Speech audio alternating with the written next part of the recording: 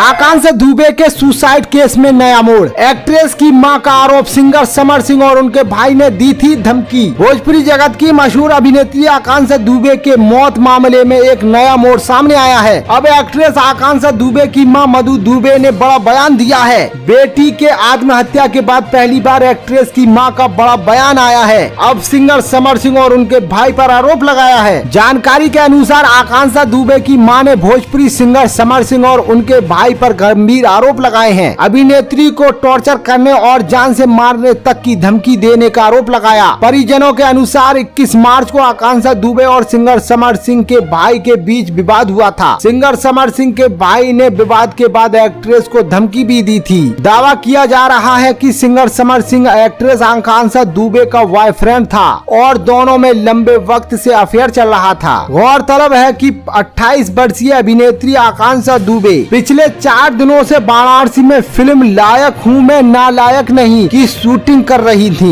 Shooting करने वाली team ने जब फोन किया तो एक्ट्रेस ने फोन रिसीव नहीं किया। जिसके बाद निजी होटल पहुँचे तो दरवाजा बंद पाया। जिसके बाद होटल के कर्मचारियों ने दूसरी चाबी से दरवाजा खोला तो देखा कि पंखे के सहारे एक्ट्रेस झूलती नजर आ रही हैं। देखना है दोस्तों क्या होगा आने वाली न्यूज में, हम आपको जरूर बताएंगे। और ऐसी ही इंटरेस्टिंग न्यूज खबरों के लिए मेरे YouTube चैनल को सब्सक्राइब करना ना भूलें।